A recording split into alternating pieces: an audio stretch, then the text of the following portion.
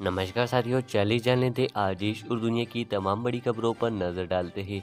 उससे पहले आप भी वीडियोस को लाइक कर दें, साथ ही चैनल को सब्सक्राइब करना ना भूलें। एमपी के सागर में दीवार गिरने की घटना पर पीएम मोदी ने जताया दुख। पीएम मोदी ने मध्य प्रदेश के सागर में दीवार गिरने से हुए हादसे पर दुख व्यक्त किया है। उन्होंने कहा है कि हादसा हृदय विदारक है। इसमें जान गंवाने वाले बच्चों को शोकाकुल परिजनों के प्रति मेरी गहरी संवेदना है। ईश्वर उन्हें इस पीड़ा को सहने की शक्ति प्रदान करे। इसके साथ ही मैं सभी घायलों को शीघ्र स्वस्थ होने की कामना करता हूँ। हरियाणा सरकार आज से सभी फसल एमएसपी पर खरीदेगी। हरियाणा सरकार ने किसानों को लेकर बड़ा ऐलान किया है। राज्य के मुख्यमंत्री नायब सिंह सैनी ने कहा है कि आज से हरियाणा की सरकार किसानों की हर फसल को न्यूनतम समर्थन मूल्य एमएसपी पर खरीदेगी। सरकार की गलत नीतियों के कारण किसान आत्महत्या कर रहे हैं, नाना पटोले का कहना। महाराष्ट्र कांग्रेस अध्यक्ष नाना पटोले ने कहा है कि कांग्रेस का एक ही उद्देश्य है कि आज महाराष्ट्र का स्वाभिमान बेचने वाली जो सरकार महाराष्ट्र में है उसे सत्ता से परास्त करना है। सीट शेयरिंग के मुद्दे पर चर्चा होगी और चर्चा के माध्यम से उसमें रास्ता बनाया जाएगा। एमईवीए सुचारू रूप से सीट शेयरिंग के मुद्दे का हल निकालेगी। कांग्रेस की भूमिका स्पष्ट है। कांग्रेस को राज्य के किसानों की हालत को लेकर चिंता है। केंद्र सरकार को हो या राज्य सरकार, गलत नीतियों के कारण किसान महाराष्ट्र में आत्महत्या कर रहे हैं।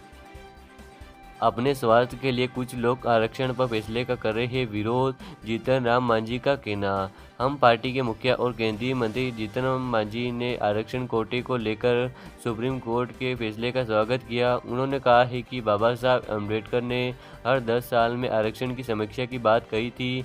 77 वर्षों बाद सुप्रीम कोर्ट ने उसी को किया है। जो इस फैसले का विरोध चैलेंज करने की बात कर रहे हैं वह अपने स्वार्थ के लिए कर रहे हैं। अयोध्या पहुंचा बीजेपी का डेलीगेशन, रेप पीड़िता से की मुलाकात। बीजेपी के डेलीगेशन ने आज अयोध्या में रेप पीड़िता से मुलाकात की। बीजेपी के राज्यसभा सांसद बाबूराम निषाद और यूपी सरकार के मंत्री नरेश कश्यप आज अयोध्या पहुंचे। दोनों ने सबसे पहले रेप पीड़िता की मां और बहन से मदरसा में उनके घर पर मुलाकात की। बाद में बीजेपी ने दोनों नेताओं ने रेप पीड़िता से अस्पताल जाकर भेंट की। आसनसोल में दामोदर नदी पर बना अस्थायी पुल बहा। पश्चिम बंगाल में भारी बारिश की वजह से आसनसोल में दामोदर नदी पर बना अस्थायी पुल बहा गया है। पुल बहने के कारण स्थानीय लोगों को समस्या का सामना करना पड़ रहा है। विपक्ष को जो करना है करे, 2029 में एनडीए आएगा, अमित शाह का बड़ा दावा। केंद्रीय गृह मंत्री अमित शाह चंडीगढ़ पहुंचे हैं, जहां उन्होंने कहा है कि मैं आपको भरोसा दिलाता हूं कि विपक्ष को जो करना है करने दीजिए। 2029 में एनडीए आएगा, मोदी जी आएंगे। उन्हें विपक्ष को पता नहीं है कि कांग्रेस को 3 चुनाव में जितनी सीटें मिली थी उससे कई ज़्यादा सीटें इस चुनाव में बीजेपी ने जीती है। उन्होंने कहा है कि ये लोग जो अस्थिरता फैलाना चाहते हैं, बार बार कहते हैं कि ये सरकार चलने वाली नहीं है। मैं उन्हें भरोसा दिलाने आया हूं कि सरकार न केवल अपना कार्यकाल पूरा करेगी बल्कि अगली सरकार एनडीए की होगी और विपक्ष में बैठने के लिए तैयार हो रहेगी और विपक्ष में ठीक से काम करने का तरीका सीखेगी। अयोध्या में मोहित खान की शॉपिंग कॉम्प्लेक्स पर चलेगा बुलडोजर। अयोध्या रेप केस के मुख्य आरोपी मोहित खान की शॉपिंग कॉम्प्लेक्स में चल रही दुकानों को खाली कराया जा रहा है। शॉपिंग कॉम्प्लेक्स की जांच में पिछला हिस्सा अवैध पाया गया है। इस बिल्डिंग में पंजाब नेशनल बैंक समेत 12 दुकानें चलती हैं। राजस्व विभाग की जांच में पाया गया है कि शॉपिंग कॉम्प्लेक्स तालाब की जमीन पर कब्जा कर बना है। जांच रिपोर्ट अयोध्या के डीएम को दी गई है। इस रिपोर्ट के आधार पर शॉपिंग कॉम्प्लेक्स पर बुलडोजर चलाने का फैसला लिया गया। पेरिस ओलंपिक में हॉकी को सेमीफाइनल में पहुंचा भारत। पेरिस में चल रहे ओलंपिक में हॉकी के क्वार्टर फाइनल में भारत ने ब्रिटेन को मात देते हुए सेमीफाइनल में जगह बना ली है।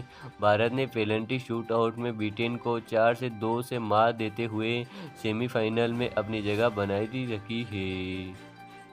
पुणे में लगातार बारिश बाढ़ की बनी है स्थिति, सेना तैनात।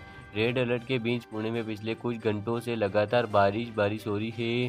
डैम का पानी छोड़ने से पुणे के कई इलाके में जल जमाव की स्थिति हो गई है। सीएम ने कलेक्टर और कमिश्नर को साफ तौर पर निर्देश दिया है कि बाढ़ की स्थिति में लोगों को पहले ही रेस्क्यू कर सुरक्षित स्थानों पर पहुंचा दिया जाए।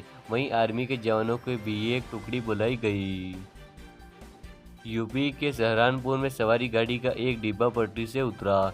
उत्तर प्रदेश के सहारनपुर में सवारी गाड़ी का एक डिब्बा पटरी से उतर गया है। शारदा नगर रेल फाटक के पास हादसा हुआ है। शटिंग के दौरान ट्रेन का डिब्बा पटरी से उतरा। सहारनपुर शामली के बीच चलने वाली DM-2 का डिब्बा पटरी से उतरा है। रेलवे के अधिकारी मौके पर पहुंचे हैं।